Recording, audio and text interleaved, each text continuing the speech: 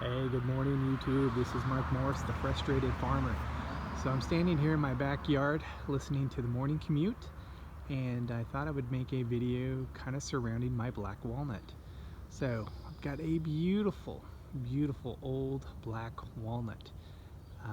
Don't get many walnuts because the squirrels and the birds get them, but still a beautiful, beautiful specimen tree.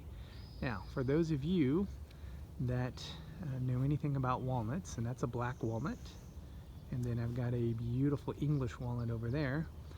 Walnuts have kind of a attack preservation type method to its DNA. I'm not sure if it comes from the roots or the leaves. I probably knew this at one time when I was researching how to grow under a black walnut tree, but they basically put off a chemical that leaches into the ground that suppresses any kind of competition. All right, and so that can make things very difficult for gardening. So I have spent hundreds and hundreds of dollars trying to get stuff to start. But what I have found is, I apologize for the morning commute, I live on a busy road. What I do have is some ferns that have managed to get a start, and I've got a few plants over here. But really what I wanted to show you this morning is going to be a reoccurring theme to most of my videos, and that is soil. With good soil you can do anything, and as I've mentioned, I am a back to Eden garden believer.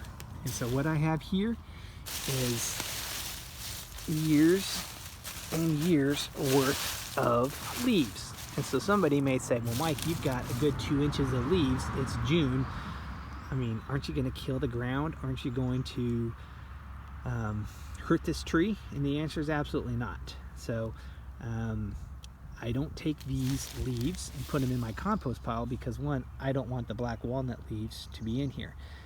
So what do? I use the leaves from around this black walnut tree to suppress the weeds and to fertilize and to keep in the moisture for this black walnut. Look at how fertile this ground is. I mean, I can just dig. Look at that. I'm already down 6 inches. Okay. All I do is, as it drops all over my grass, I rake them up and I put them on here. In many cases, it's going to be about 8 inches thick in the fall, and that's okay. It's going to break down. It's going to mimic nature, and it's going to provide weed suppression. It's going to fertilize. There has been no fertilizer put in this bed at all, and as you can see, I've got a beautiful, healthy walnut tree. Okay. Again, I'm just kind of subscribing to the Back to Eden garden method of trying to mimic nature. Now, I will say, while the tree is beautiful, it's a pain in the butt to garden under, and I've pretty much got to the point where I'm not spending any more money in here. If we were to stay here long term, I would just fill this full of ferns, because that's really about the only thing I've had real success with is ferns. Okay. But again, I just wanted to show you the foundation to a strong garden is your soil. And here is an example of probably the most difficult place to grow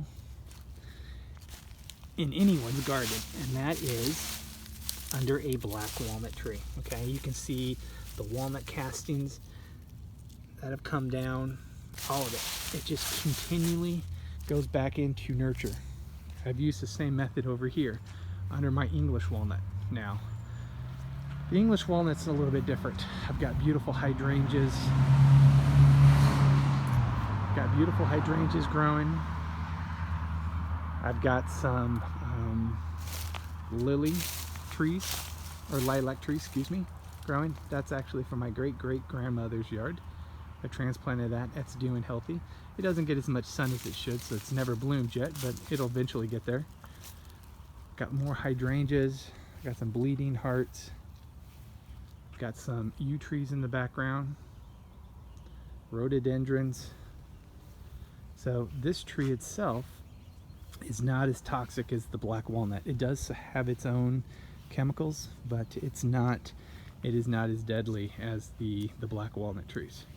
So I've had pretty good success here in the past. But again, I do the same thing. I take all the leaves from that black walnut. Well, there's a big root right here, but you can see how lush and fertile this ground is. I have done no additional fertilizing, nothing. It is 100% drop leaves from the English walnut, refertilizing the English walnut, keeping it dry in the summertime, and that's it. Usually I might come in and super saturate this area once or twice in the summertime, just to give it a little bit of a help on a hot summer day.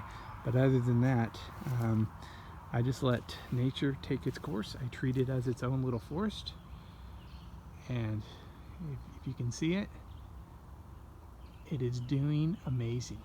Okay, so when I turn this house over to somebody else, I am definitely turning them over 2 trees that were better than when I found them. Obviously it didn't need me, but I have thrown some nutrients on this tree, and I have planted a better little garden underneath them than when I found it. Okay? Alright, so just those are my trees, and again, I just really wanted to emphasize that the foundation to any garden, and while these are more ornamental than food producing, they are walnut trees, so you can eat them. The foundation is the soil. If the soil is wrong, your garden is wrong. You can't do anything about that unless you put some time and energy. Spend some money, bring in fertilizer, bring in compost. Use some kind of a top cover, grass clippings, chips. In this case, I use what's free. Look at how big this space is. How much money would this cost if you were to refresh this with bark chips every single year? Every year, this gets about 4 to 6 inches of a top covering from its leaves, its own leaves. And then I don't have to worry about putting them on my compost pile, because again, walnut leaves can be a little bit nasty and toxic. So I don't taint my compost by doing that, but yet I let it nurture my garden for where it came from. The walnut trees drop the leaves, therefore the walnut trees get the leaves back as a top covering. Okay? So just another example of what I've done in my yard to mimic the Back to Eden garden method.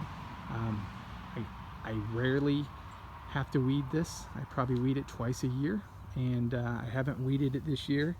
But if you look, you can see a few starts, but that's it. Hardly anything. Okay? Yeah, look at that. I missed one.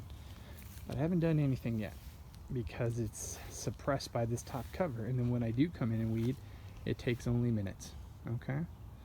So if you're like me and you love to garden, and I do love to weed, don't get me wrong, I actually do enjoy it, there's lots of other stuff that I'd rather do. You can go for a hike, go camping, just sit back with a beer and enjoy the garden, not have to weed.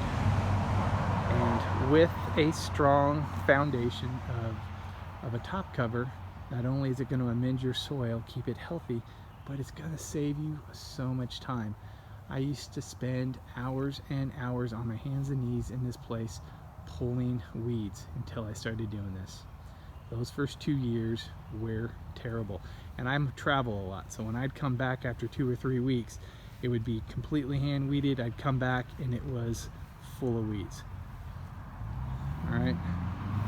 Again, it's mid-June and I have not weeded anything in here this year. I apologize for the background noise.